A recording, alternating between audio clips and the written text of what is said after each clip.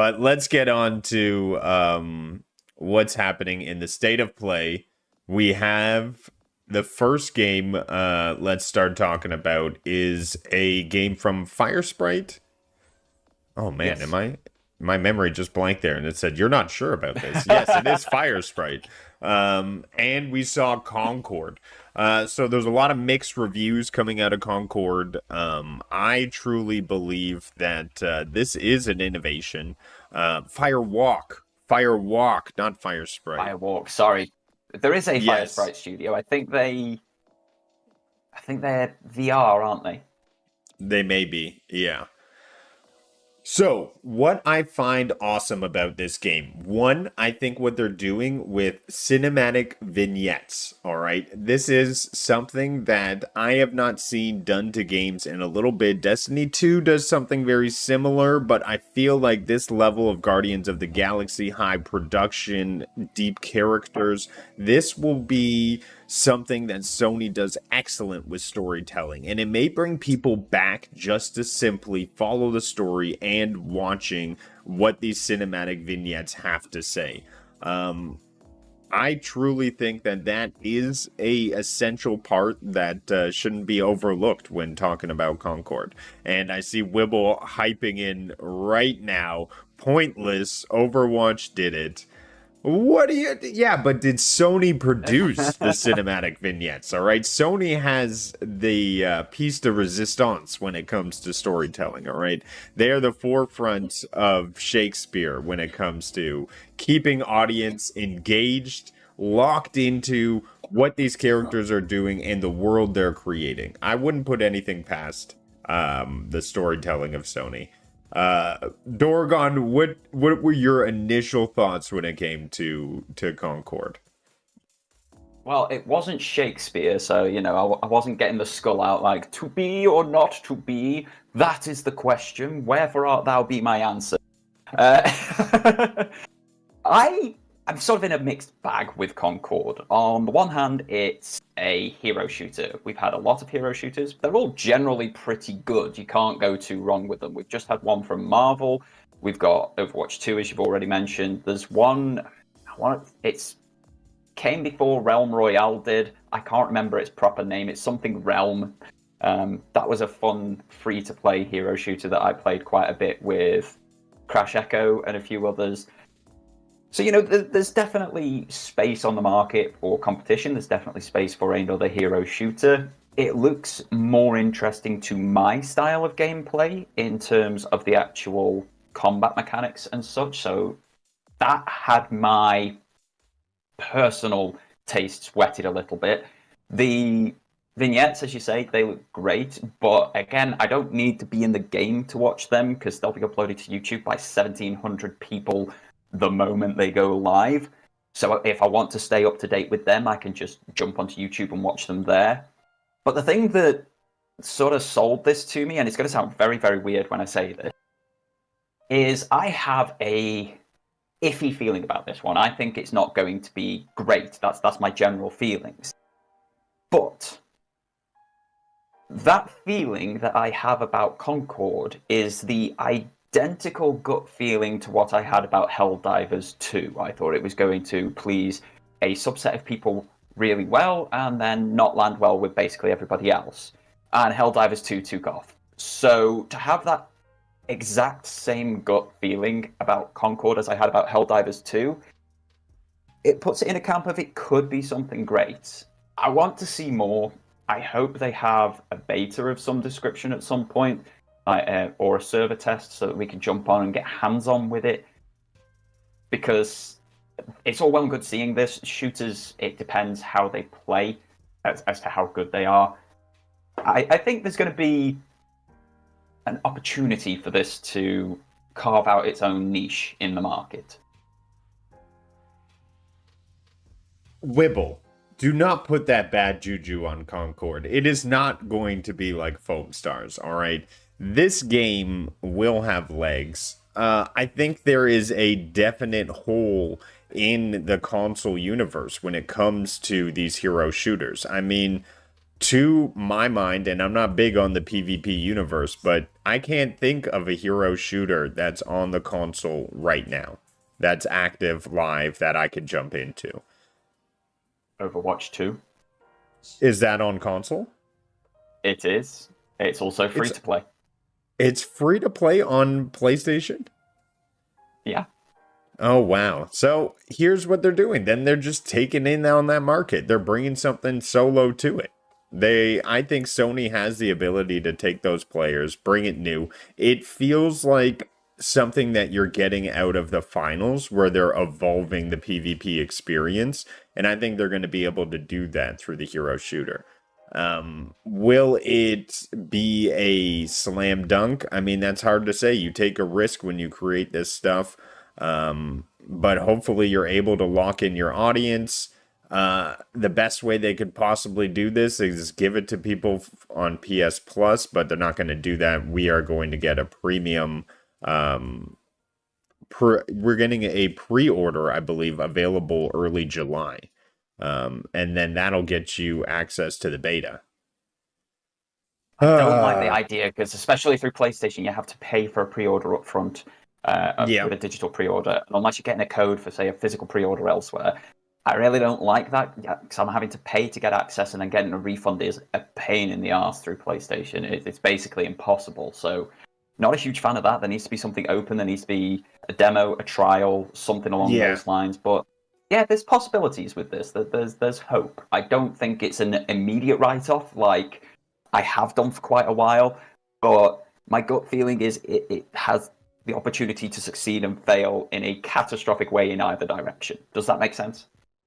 It does. It does. And I feel like this game is not necessarily for the me gamer, but I have to appreciate that it looks like they're pushing their storytelling abilities and they're really trying to gather people around a PvP element, which I think Sony wants and they're looking to get and they're hungry for. So this is just one of their showings, one of their investments, and let's see how it does before we overly criticize. I think it does have a lot of strong elements to it, and people who enjoy PvP may really like this game. We're not sure what the balancing is going to be like or how the gameplay is going to be. It's going to be one of those hands-on experiences. Once you've got your hands on with it, you can then talk, and if there's good word of mouth, it'll spread well. So fingers crossed, because competition's good, and the hero shooter space, until the last couple of months, has been very, very quiet and very dreary because it's basically been Overwatch, which has been an absolute catastrophe since launch. So, yeah, we need an injection of new stuff there. Also, PlayStation runs a lot of internal tournaments for their PlayStation users. I mean, this is just a game that they are going to center around one of their tournaments. You see it going on now with soccer, I believe is happening with a PlayStation Live tournament. So this is maybe more of their, we want to take hold, we want to own the IPs we run these tournaments for, and instead of doing Overwatch stuff, let's do our own. Let's do Concord and bring all those people who love the tournament space into this. So I think that's their strategy, and I think it's going to do well for them. Yeah, we'll see. We'll see how it goes, but I am more interested than I was. I am not hyped. Does that make sense? If I was a betting man, I'd bet the house on Concord. I would say you'd probably lose that house, but that's the joy of having different opinions. All right. Well, there is a lot of good things to say. Did you want any closing thoughts on Concord before we move out to the next subject? Oh, so pre-orders June 6th, and you get the beta early access, and that's what it provides you. So those are the dates. Okay. So beta early access. So beta will be accessible as an open option further down the line. I think that's going to be very important for this game. Yes. As long as it delivers, it can have legs. All right. Well, we'll see how it goes, and I look forward to hearing people's first impressions as soon as they get a hold of the game. I think that's going to be the real telltale. Let's jump into what they covered on next in the State of Play. I know both of us aren't PC gamers, so I'm not sure how much we're gonna have to say on PC God of War Ragnarok, other than it's great to see. Obviously, they're able to up the fidelity if you're able to purchase your own hardware and build your own gaming console or gaming PC. And I'm happy that they're able to bring it up for people who want that high-end experience. So, yeah. For me, God of War Ragnarok is still the most perfect game I have ever played. Nothing has come close to it since, in terms of storytelling, in terms of mechanics, in terms of emotional connection, in terms of the way it lives in your mind, the longevity that it has with an individual. The free DLC update of Valhalla was absolutely sodding incredible. That was a better DLC than most of the games in 2023 for me personally. I cannot speak highly enough of this title, and I cannot wait for PC players to get their hands on it, to do some stupid mods with it. I want to see Homer Simpson beating the snot out of Thor. No, I don't like mods. I'm anti-mod. God of War. You just said God of War was the Mona Lisa of games, all right? And then you're gonna go slap a Homer's. Have you seen the Mona Lisa? The Mona Lisa is nothing to write home about. Honestly, you stand there in this tiny corner of the Louvre. It is nothing to write home about. God of War is something so much better, so much bigger, so much more complete. It's incredible. I love Ragnarok. I am excited for PC players. I cannot wait for them to get hold of it. I cannot wait for them to experience it and to have that feeling that I had with it in 2022. Oh, well, Jem, thanks for coming on onto the chat. No need to troll. We know you're a huge fan of PlayStation. Seen you on the Helldivers. And we got Phoenix also chiming in there as well. You guys are awesome in chat, and we do appreciate you coming out, hanging out with us every week. Coming up next on the roster, we have Dynasty Warriors. Oh, I'm getting them. Okay, I will be able to take that later. Dynasty Warriors. I was like, sorry, lost my train of thought. What do you think of Dynasty Warriors? Obviously, the next one in the saga. I believe they have like 50 of these games already. Massive open world combat. I played it back in the day, but never was huge into the series. It's a different type of play style. It's not necessarily for everyone, but it's huge strategic placement of your troops with massive amounts of armies. And this is just the next iteration. I love the gameplay of Dynasty Warriors. I absolutely adore it in its One Piece guise. You've got One Piece Pirate Warriors 1, 2, 3, and 4. So it's the story of the One Piece manga and anime just in a video game. And you get to live out some crazy, wacky scenarios. Like, if you look at this trailer, you've got one guy absolutely decimating a full army. Like, that's not realistic, but it's a game. It's great. It's fun. It puts the power in the hands of the player. I don't know whether this particular one is for me. I might wait until, say, Pirate Warriors 5 with the One Piece flavor on it. But it's great fun gameplay. Like, they nail the feeling of power. They nail the feeling of fluidity. They nail the feeling of being a badass on the battlefield in every single one of these games. And a new one is not a bad thing. It's going to please a lot of people. I just don't know if it's one that's going to please me because of the skin that's on it and the story that's being told. But yeah, these games are great.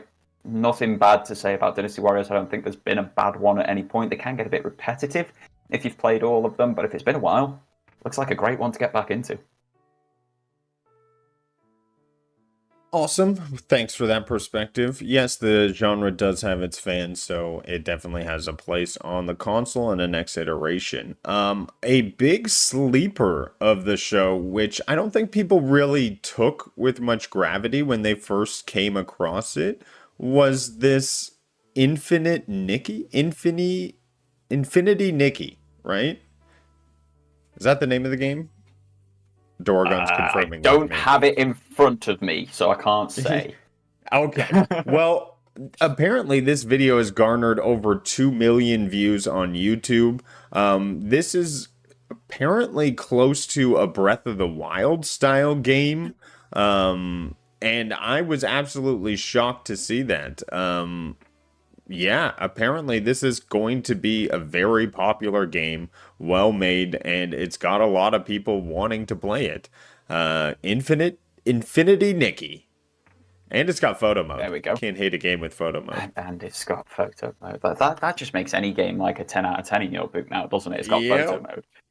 Although Stellar Blade didn't have a photo mode. But I understand why people would have abused that. Yeah. Look, this isn't a game for me. I can say that straight off the bat. It looks very akin to Breath of the Wild, as you said, and I didn't get on with Breath of the Wild. I just could not get into it. I restarted it 6 or 8 times. I put 20 plus hours into it because everybody said how incredible it was. Me and Breath of the Wild, we don't mix. So that doesn't enamor this to me. It's also got that Genshin Impact feel to it, so I don't know whether there's going to be a gacha mechanic to it or anything like that. So is it going to be like a new Wuthering Waves? Is it going to be a new Genshin? Is it going to be a new Honkai?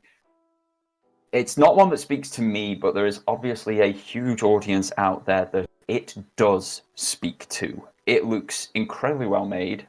It looked to be running really smoothly. I don't know if it's coming to other platforms as well, but if they are taking advantage of the loading speeds, I just looked it up. Haptics for Gem. It's going to be a good game. All of these types of titles out of these types of studios generally are. It's just whether you've got 16,000 hours to pump into it every week so that you don't miss out on the FOMO stuff. But it looks like it's going to play really well. Like I say, not for me, but again, it's bringing variety to the console. It's bringing games to the console that people are going to want to play, and that's important. It's not all about what I want. It's not all about what you want. It's about what every player on that console wants. And it's kind of looks like one that's going to do numbers. It's kind of about everything I want, but that's just because I live in my own head a lot of the time. Infinity Nikki is due to launch on PC, PlayStation 4, PlayStation 5, iOS, and Android. So definitely that Genshin Impact, Honkai Star Rail, Wuthering Waves you're seeing type game. A mobile game crossover to PC and console, essentially. I guess that's the direction they're taking it in. So we have the next game coming up, Ballad of Altera, I believe this one was called, if I can remember correctly. So, yeah. It's, I believe, an open sort of, it's a co-op boss battle type of game. It was described very oddly to me. It looks extremely beautiful, well done, polished. The boss battles look like what I like to see, where they're huge and the arena is very well done, produced. It seems like you're different heroes as you play as different characters, so that may be the multiplayer options. You're sort of these operators and you go in to fight these bosses. But that's what I am seeing out of the trailer here. But yeah, I think experimenting with different game styles is something that we need to see more of. This seems like a Souls-esque game. It is being described as not a Souls game. So yeah, I'd be interested to see how this plays out and what kind of angle they're taking. I'm very intrigued by this one. It's one of those where the trailer catches your eye, but there's not a lot more information, as you said. It was described very weirdly, like a boss battler type thing. That to me shouts Shadow of the Colossus and Ico a little bit, but it's a very...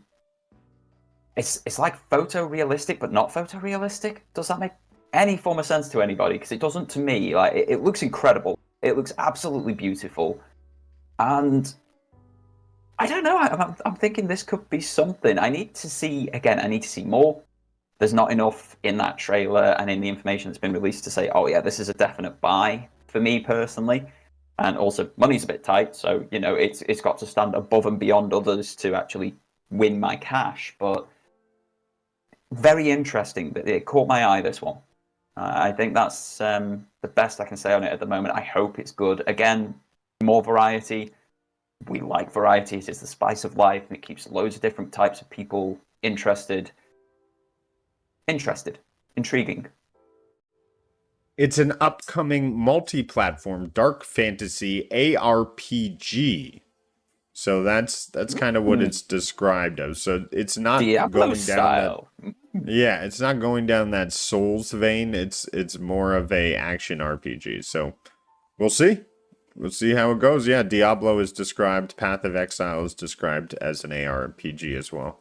But this seems like a more behind-the-shoulder sort of Sony perspective. Or third person, yeah. I prefer the perspective on that. The top-down ones, your Diablos, your Path of Exiles, your Vampire Survivors and co. I can't get on with them, mostly because they handle horribly on console. So, yeah, I would be much happier with a third-person perspective. Well, let's strap on our VR helmets and get into Skydance's Behemoth. So, I believe this was earlier PC release, now coming to the PlayStation 2 headset, coming from Skydance. Hey, this is a more fleshed out VR experience, in my opinion, than experience I've seen previously with the Oculus. Now, Saints and Sinners being one of those, it felt like I was inside a Nintendo 64 game. This looks more like a real world. You're moving around, you're navigating, you have swords, weapons, there's enemies, there's combat. It just seems more fleshed out to me, and I'd like to see VR moving in this forward progression. Thoughts and feelings? I had challenges with this one. As a concept, as a game, the gameplay, the interaction, all looks fantastic. Skydance do really good VR titles. I've got no worries about what sort of quality gameplay they are bringing to it. But I was watching this trailer and I was noticing massive frame rate swings in the trailer. Frame rate swings like that in VR will floor you. They absolutely bring on instantaneous and severe travel sickness, motion sickness. They are not good, and if you're getting that in the trailer, what is that going to be like in the final product?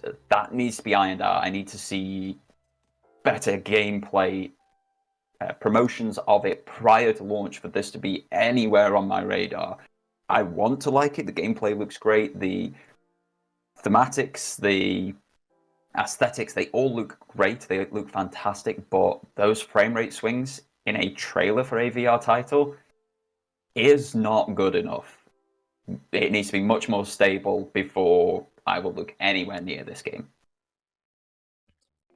Well, hopefully it gets that patch early on in its life cycle to be able to provide that.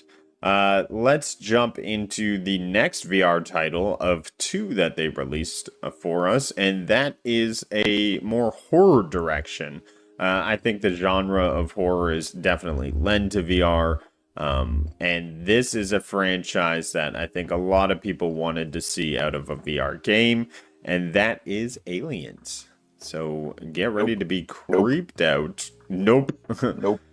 By Alien Rogue Insurrection. So do you think this will be a rogue game? You'll go through levels and it'll be random generation, and you'll have to like get supplies and get out type of thing. That's what whenever you put rogue in the title, I mean that's kind of the way you're going, right? That didn't happen with Assassin's Creed Rogue. That didn't happen with a bunch of other things with Rogue in the title. It's not always the case. Just because the Rogue Prince of Persia is a roguelike, it is. It doesn't mean every game with it in the title is one. And it's hard. I've been playing it. I think this is going to be something like Colonial Marines in VR. That was a okay. Spooky. What was it? Colonial Marine. There was one back in the PS3 360 era that was absolutely incredible, and then one that was god awful almost immediately after it. This looks like the incredible one, which was scary as all heck on a flat screen, and you now want to throw me in 360-degree surround sound everything. This is the only horror franchise on the planet that I have ever jumped out of my skin for. The rest bore me to tears. I'm going nowhere near this, and that's a great thing, because it means they're doing their job well. So for those who can take that sort of horror, this is going to be an incredible experience. For me, nope, I'm out. I'm done. Nope, walking away. Listen, if you put Rogue in a title, there's a certain expectation nowadays, all right? You can't just make something called Rogue 2 and it's a 5v5, all right? No. You if can. You have no. It's a Hades rule. is not Hades is a roguelike without Rogue in the title. That's fine. Returnal but is a roguelike without Rogue in the title. That's fine, but you can't have Rogue in the title and not be a Rogue game, because the words have power, all right? And it's time to appreciate the power, okay? We can't just start coming up with games that are called Rogue and they don't have Rogue elements. No. We're back to your Kevin thing and your mouse and keyboard is not a gaming input thing and all this sort of show me both of them in the same room.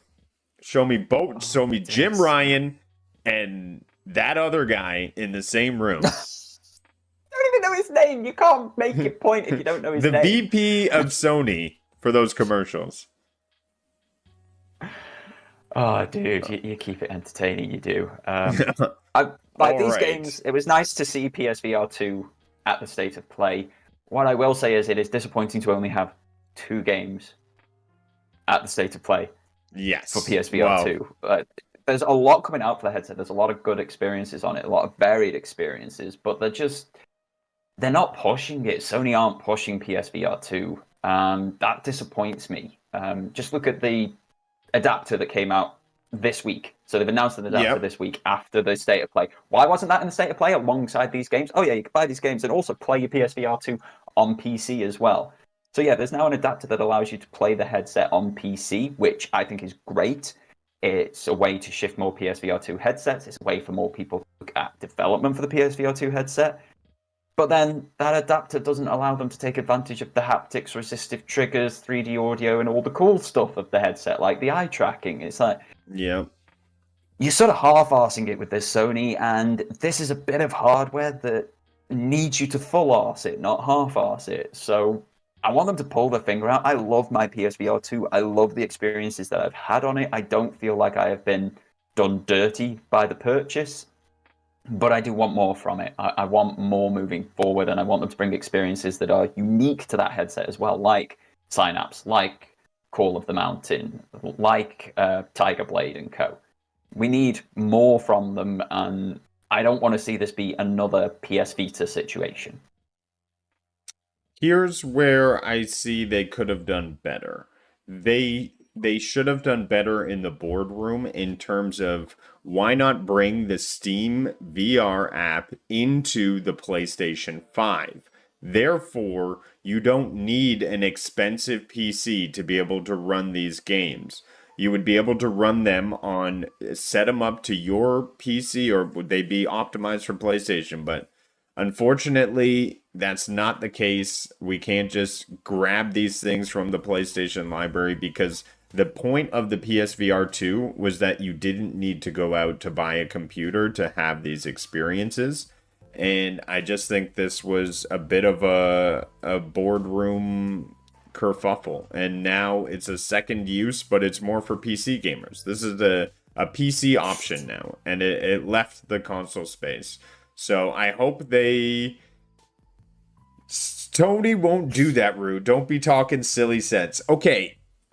No, he's saying don't be silly by talking sense. Yeah, he makes a valid point. He makes a very valid point. You and I will talk sense. We will sit here and we will talk about all these choices and what would make more sense for the consumer. But right now, every megacorp, every gaming corporation out there sees that sense, understands what a great foot forward, amazing, excellent, positive news cycle it would create, and goes, nah, let's do the other thing that just costs people more money. Like, exactly. That's why I was laughing. He's so on point with that comment. Don't be silly by talking sense. Yeah, So on point. unfortunately, this is the state we're in. It's just massive shortcuts, and they let the headset down. I think bringing the app into the PlayStation 5, having these games be PS5 compatible, maybe you don't get all the library, but you offer these people incentives to bring it on to PlayStation. I think that would have been the route to go on because this PlayStation headset was supposed to give you VR experience without the PC. So it's a But bit it of a does. loss. It's just Yeah. we need more of them. Yeah. So if anything, this just carries the library for now. You're still going to get games. It may not be as many, but you get expanded library if you have access to a PC. You do, yeah. It gives you more functionality out of the headset you've already purchased, which is great. And if you are a PC gamer, it gives you a really low barrier to entry for 4K VR, which otherwise you're spending well over $1,000, £1,000 for. So I kind of think this is going to be good for the headset in the long run. It just depends whether developers bring it the opposite way and bring stuff to PlayStation from the PC side or develop simultaneously for both. I think it will do good for the hardware. I don't know how well it will do for the software. I was hoping for more from this ability, because if you're developing for a headset that has all of those features, but then those features aren't being utilized on PC, it's weird. Yeah, it's major questions on that one. Anyhow, what's next on the list of the games from the State of Play before I get angry at Sony? I was like, there's no way we'll run out of time. I'm like, we're going to run out of time before we finish We're the going to run out of time. showcase. Yeah. Marvel released their Overwatch because let's get into the Overwatch. Listen, this is what the people are doing. They're sitting in a boardroom, they're seeing the trends of gaming, and they're saying, let's fill that trend that we see coming up with games we think will grab people. And that is Marvel's Rivals. So this was concocted, I believe, in a boardroom. I mean, this is nobody's passion project to create this game. Maybe it is. But you have it. I feel like this is for a generation of people who grew up on Fortnite and maybe they're moving to a more competitive scene. But this does not grab me in any way. And not only that, it just feels like the graphics are kind of being held back. Like this is nothing new that I've seen. But that's my opinion on it. I kind of agree a little bit. When this was first announced, like, oh, we've got the Marvel IP, we're doing a competitive game with it. That sounded great. Like, if you take the powers of these characters and put them up against one another, that could be a very interesting mix of ideas. But yeah, it's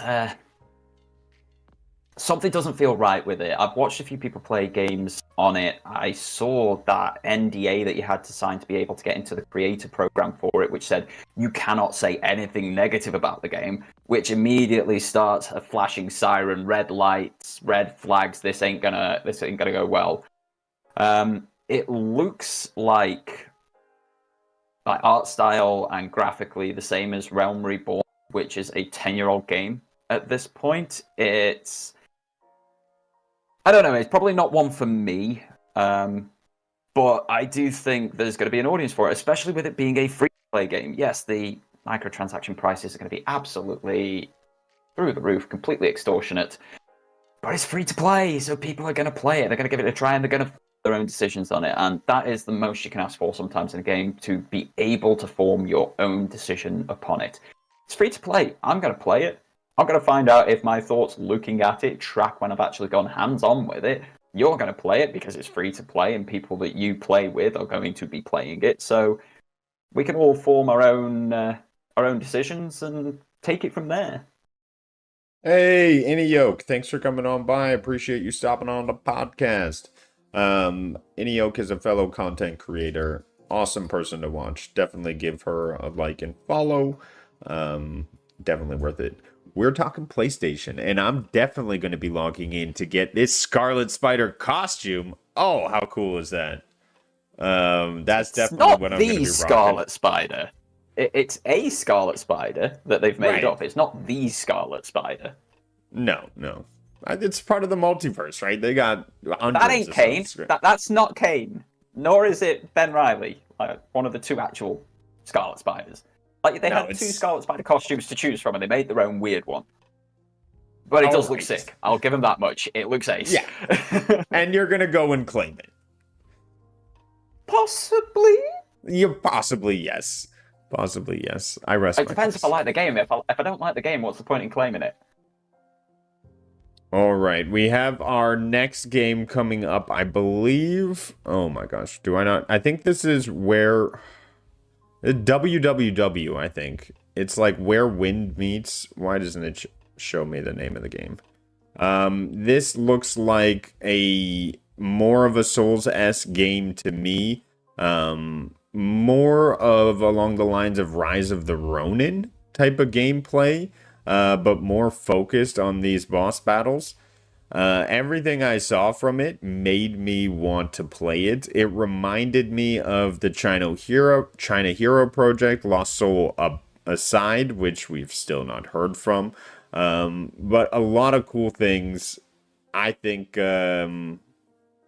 this game does grab me and it interests me.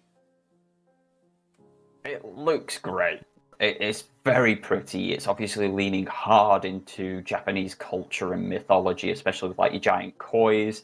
It's leaning into some Chinese culture, obviously going with the Crouching Tiger, Hidden Dragon in the final shot of the trailer. It's very, very interesting. I didn't see a huge amount of gameplay. There were flashes of it, like little maybe half-second, 1 second moments that looked fun. But again, it's one of those, I need more. It didn't immediately say, yeah, this is fantastical. This is everything you want from life. You must buy and play this game. But it made me sit up and pay attention. Shall we say that one? Yeah, absolutely. I went onto the website here, so it's a free open world, which I did not see in the trailer. I will see. It says immersive open world aspects. I didn't think I saw in the trailer at all. I only saw boss battles and experience original Wuzai combat, which it did seem there. Maybe they're staying faithful to a certain combat style. Which I think is great for lore building and storytelling. So yeah, it's some interesting aspects you may not have grabbed from the trailer there. And I don't believe we have a release date. Where Winds Meet. I guess it's in development for PS5. So check it out. And you can pre-register right now, so I believe it's also coming out to PC, because that's how you're able to pre-register for the beta. Fair play, fair play. Yeah, could be a good game, but we need more, as with many of these things often is the case. Now we have something in the remake genre. I have not played this game before, so me being introduced to the experience, I'm intrigued about it. Obviously, there's actors, like star powers and actors in the video game itself who play main parts, which bring an extra element to, okay, this could be cool. So what do you think? I know you've probably played and beat the game several times, but would you recommend getting into this? I think we're going to get close to a Halloween release, so I think that would be the perfect time to get into something like this. The game itself, Until Dawn, is an incredible game. Absolutely brilliant. It's fully playable on PlayStation 4 and PlayStation 5 currently. It can run at 60 frames per second, and somehow this remake looks graphically worse. Like, this looks awful graphically. I don't know what they're doing, what they've done. It looks horrific. Just buy and play the original. I don't think this has got a place in the world at all. It looks shockingly bad. It plays through QuickTime events. It's not going to change through the DualSense controller or anything like that. I'm shocked something that's being called a remake looks this bad. Truly am. It looks awful. Just go for the original. All right, Doragon. Let's see. Here, I'm pulling up the original one right now. Does it look that bad? Oh, it does look very similar. Wait till you see some of the character models from the original. They look Yeah. way better. Way better.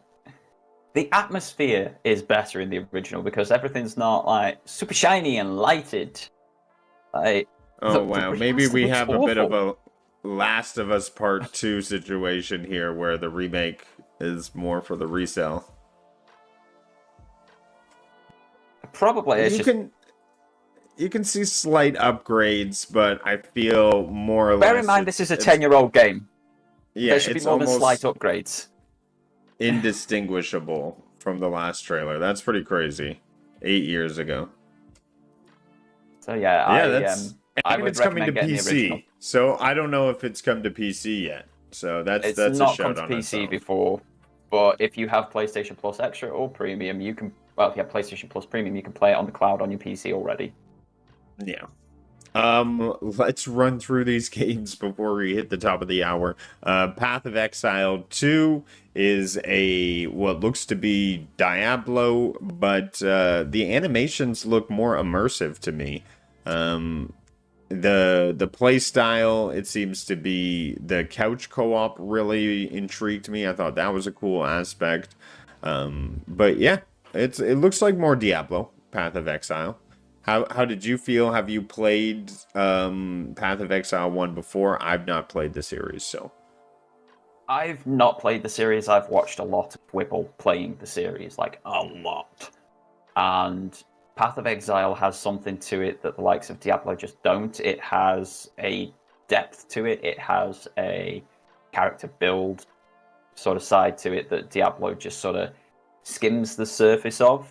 Path of Exile is one of those ARPGs for those who like their build crafting, who really like to dive deep and get the best out of the game that they possibly can. I think it looks great. If you liked the first one, this looks better than the first one. If you like Diablo, this is going to be one that you could take a bit further than Diablo and put more time into and get more rewards out of it. It's for a very particular type of gamer. I am not that type of gamer. But again, as I've been saying through this whole show so far, variety. It's bringing variety to the console that hasn't been there for a little while now, and that is a fantastic thing. So, all for it. Path of Even if I do Exile pull my 2, earphones out. early access 2024. So, I mean, you hate to see the early access aspect of it, but nowadays that's how games like to launch. And to be honest, more games need the early access title than ever before on this day and age of launches. We have Silent Hill 2, which we heard about on the last Sony display of games. And of course, it's been anticipated. Now, you can't say that this remake was not needed because this game has been generations, am I right, of PlayStation since 1, the last release. Yeah, so yeah. I believe this is what remakes are for, bringing these old games back to life, giving them brand new meaning, making them relevant, and reliving that horror experience. Now, I've not played the Silent Hill series. The closest thing I've had is that Astrobot with the triangle head coming at me. But the game looks very Resident Evil-esque. It looks horrifying. You're definitely in dark alleys. So if you're a fan of Resident Evil gameplay, I would definitely feel like this is where that came from, right? This is that vein of gameplay. They were direct competitors on the PlayStation 1, Resident Evil and Silent Hill. I think both twos came out in the same year, if I'm correct. I might be wrong, they might be a year apart, but they came out very, very close together. They got made into arcade games a lot of the time. I think if you've never played a Silent Hill game, you should definitely pick this up and play it. Silent Hill 2 is one of the first times that the psychological horror was brought to consoles, was brought to gaming. I feel it was absolutely incredible that there are narrative twists in this that you can see coming, but most people don't see coming, so they hit really hard. or when if you do guess it, you feel really rewarded by it. As long as they don't change the narrative, I think it'll do well. My only point, and I know Ron might be being facetious in here, but he says like Silent Hill looks very bad. Again, we've had Resident Evil looking incredible with these remakes, and Silent Hill looks like it's 2 generations behind that. I wish it looked better, but as long as it plays okay and it doesn't mess with that seminal story, it's one that people should buy and play. 100%. Now, Callisto Protocol, you bring that up. It's a melee-based zombie game. I'm not a huge fan, but I will say it looks really well done. So I would say if Silent Hill looked that great, I would definitely hope for something like that. Let's see the next one. Now, you are a much bigger Monster Hunter than I. So I mean, you take this on, because my Monster Hunter experience is them getting me to collect mushrooms and I spending like an hour looking around for mushrooms and the whole thing being pointless and then me just getting frustrated. You just grab the mushrooms as you run by. My first Monster Hunter was Monster Hunter World, and I actually felt very similar to you initially. I was ready to quit the game and sell it on because I was having an awful time initially. But then I got to team up with Wibble, Crash, and Sora, 3 of my very good friends at the time, and we were on there every night hunting monsters. We were going into higher ranks, we were building amazing gear, we were getting into fantastical builds. It is an addictive gameplay loop, and it is such an amazingly fun social experience. It can be very difficult, it can be very easy, it can be completely and utterly ridiculous. I have a video somewhere of one of us hitting one of the monsters so hard he just flew up into the air and came down on his head 5 seconds later. It is such a fun game. This looks really good. I haven't seen a single repeat monster. There is no monster in there I've seen from other games, whether it's Monster Hunter Rise, Monster Hunter World, Monster Hunter 4, Generations X. I've gone through quite a few of them since playing World as my first one. So there doesn't appear to be any repeats. So these are all new monsters to try and get to grips with, which means new armor sets, new weaponry, new everything in this giant demi-open world. Each area has its own open world feel to it, and each area has different monsters, different biomes, different life. I think the Monster Hunter universe is fantastic. It's nice to see a new one coming primarily to home consoles as like their first port of call, not as a port from Nintendo Switch further down the line. And I think the only downside about this trailer was whoever they had doing the gameplay was awful. They must have chosen the worst player in the world for that gameplay. Like, what Wibble and I do on gameplay looks so much better than that, and it's so much more rewarding to watch and be part of. So to see someone basically noobing it on an official trailer of gameplay was just a bit disappointing, but there is so much depth to these games. I know that this is going to be good. Noobing it on the trailer, it was awful. Playing that was shockingly bad, but outside of that awful player, it looks incredible. This is day one. And I hope it's cross-platform. I hope it's cross-play, because I still want to play with Wibble, but he's a PC-only player now. So I'm praying we have cross-play. Fingers crossed. Fingers crossed. Now, for the highlight. The highlight.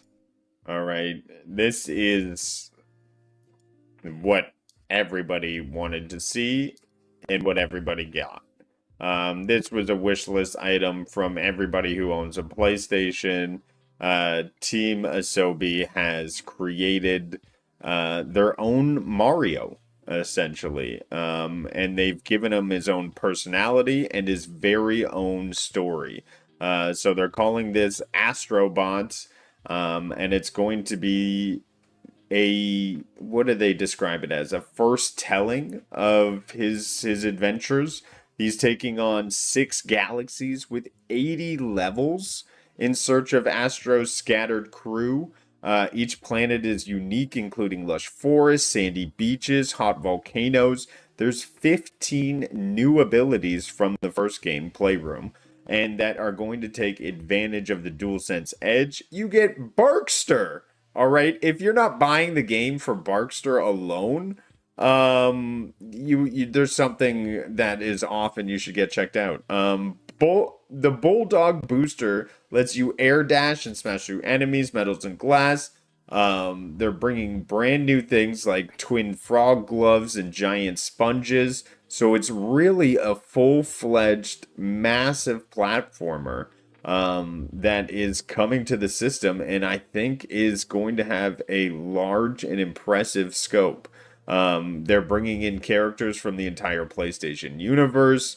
They are obviously going to pay homage to all of the PlayStation memorabilia as you see a PS5 flying through space. I'm excited for it. Everybody who likes PlayStation, I think, is on board for this epic adventure, and this is a day one collector's edition for me. And I don't think I've ever said that before. You're going all out? Oh my days. It's day one purchase, unequivocally, no question. My only disappointment about this trailer, and it is my only disappointment, is that it's a flat screen game. Astro started life on the PlayStation VR. He was the killer app outside of Beat Saber for the first PSVR. I want Astro on VR again because that experience was incredible. I want more of that, but more Astro full stop. He's killing it at the moment. Every time he steps into the limelight, it's an absolute banger. Day one purchase. Team Asobi can't go wrong, even if it's $70 for the base game. Day one purchase. 100% there, and I think most people will happily drop $70 on it.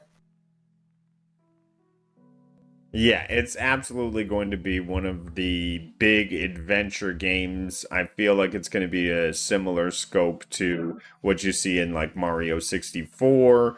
It's got that same feeling to me, and I really am looking forward to the platforming fun adventure and all the PlayStation memorabilia they have in the game. Because Astro's Playroom was just fun.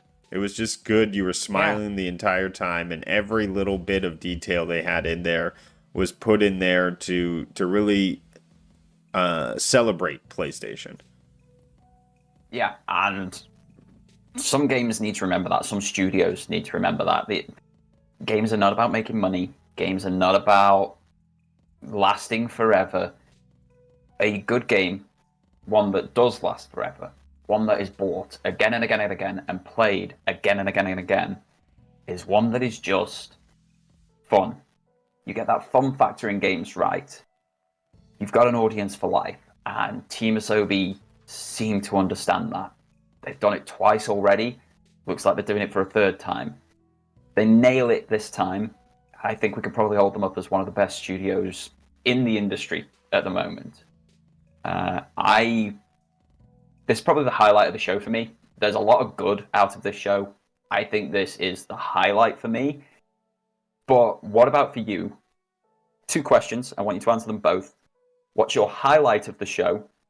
And what would you score it on a grading system from A being the absolute pinnacle, the best thing Sony have ever done with a state of play, to D being the worst thing they've ever done? So A, B, C, or D, where would you score it? And what was your highlight? This has been the most exciting state of play for me. The last state of plays didn't necessarily speak to me, so I definitely have to give this one an A tier. I've never come out of a state of play saying I'm going to get the collector's edition of this game. I really have a lot of faith behind Concord. I think it's going to be fun, entertaining, and great for PvP people. Where Wind Meets and the Ballad of Antara both showed awesome boss battles of epic proportions, which is things that I like to see. So there's a lot of great things, and it's probably the best state of play I can say I've seen of late. And the highlight, Astro. I've never wanted a collector's edition of anything. I think it's really going to bring back that old school Mario feeling of enjoying video gaming for just running around, platforming, and beating these bosses and taking down these worlds. So I look forward to getting that feeling back of nostalgia through gameplay. Nice, nice. For me, And yeah, already said yourself. my highlight. My score, there wasn't a lot in here for me. I think the best state of play I've ever seen was the October 2022 one, just before the launch of God of War Ragnarok. That just brought 10 games and they were all bangers. It kicked off with Tekken 8 for Pete's sake. Like, that was an incredible state of play. So this can't reach that height, so it can't be an A. But there was something in this showcase for literally every type of gamer. Whatever type of gamer you are, that there was something in this state of play for you. It was a state of play, not a showcase as well. So I wasn't expecting the biggest of the big first-party exclusives that will be catapulting the PlayStation into the second half of its lifespan and what have you. Because it was called a state of play, I was expecting these slightly smaller, more interesting titles. It hit the VR crowd, it hit the horror crowd, it hit the gacha crowd, it hit the free-to-play crowd, it hit the versus crowd, it hit the story crowd, the Souls crowd. I think it was really good. I think it's a solid B experience. A little something for everybody. Didn't speak to me on a ton of different levels, but I appreciate the variety, and I think it defo scored a B. And it seems like most of the chat are coming down. On my side, you've got one person agreeing with you and one person putting it as a C so far, so it feels like it was a solid showing overall. That's because they're all haters. All right. It is a perfect 10. Oh, mate, you need to go back watch that 2022. You really do. It's just because as of late, I don't think I've been paying too much attention. So this has been one of my first experiences hosting the watch through. So yeah, I definitely think this is a cool one, not to be missed.